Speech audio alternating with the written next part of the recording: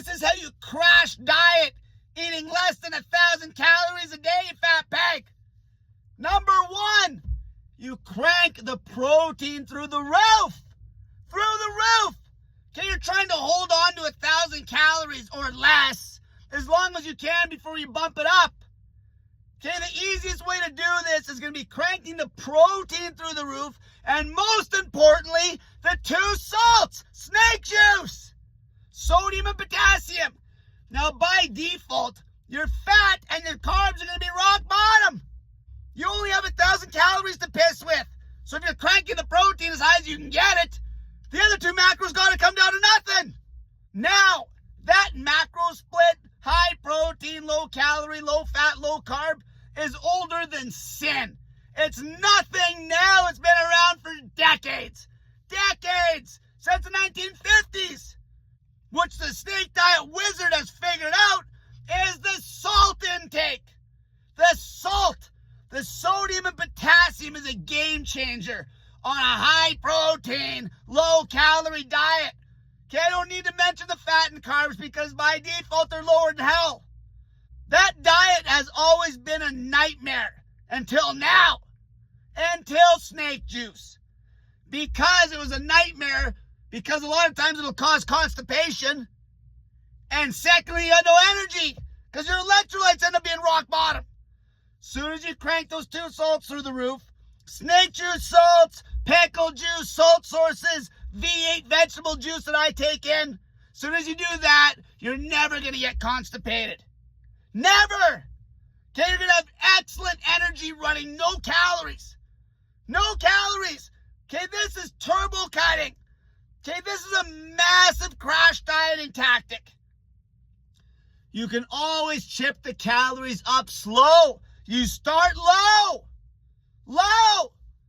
Truth be told, if you're trying to get shredded, like you're a male, let's use me for the example. Let's use my size. At 5'7", as much muscle as I have in my body, down the road, if I can't maintain a 2,000 or 2,200 calorie diet with normal activity levels, I won't maintain 8% body fat. I won't. The calories are king. The calories are king. I know this because I've actually been ripped. Most people haven't been ripped in their life. That's my strategy as I chip the calories up. I never want to go over 2,000 until I'm ripped.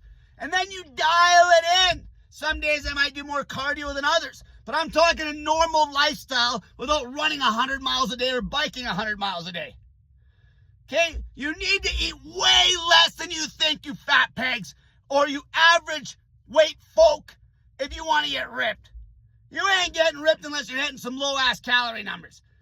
Now, where's the high protein come in? Long term, a high protein diet's going to be the easiest way to keep the calories low. To maintain a ripped body with a normal amount of activity. With a high salt intake.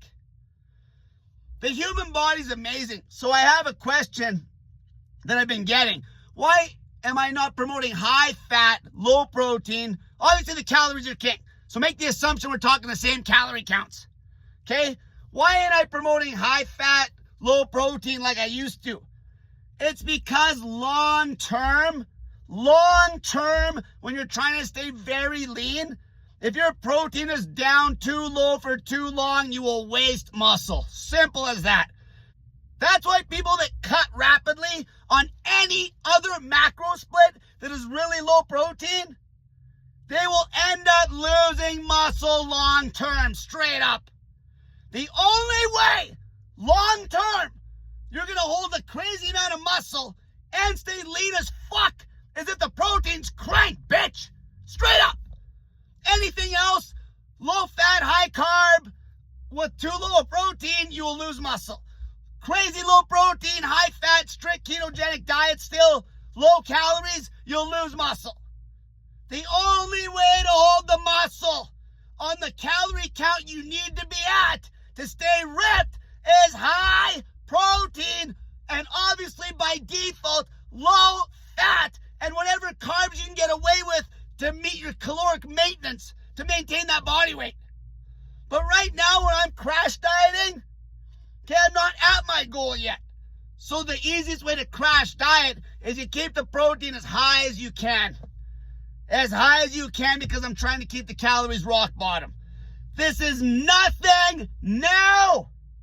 People have tried to reinvent the wheel over the years. The same damn diet hasn't changed for 60 years, 70 years. It's just a high protein, low fat, low carb diet.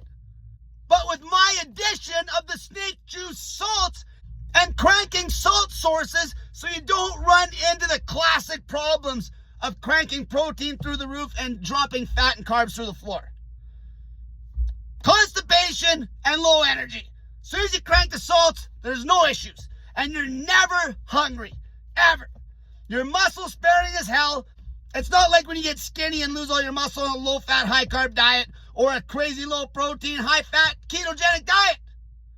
And you're not going to get fat, obviously, like people that are eating high protein, high fat, because obviously that's just stupid, because that cranks the calories to the fucking roof when the calories is king. Like I just said, most of you have no clue how low the calories got to go. And if the calories are going crazy low, you need to crank that protein through the roof and those salts through the roof. It's as simple as that. Simple as that if you want to hold on to muscle and get ripped. Everything else will be muscle wasting because the protein will be too low. If you're rocking this crazy low calorie count when you're crash dieting like a boss, until next time, stop fucking eating, fatty!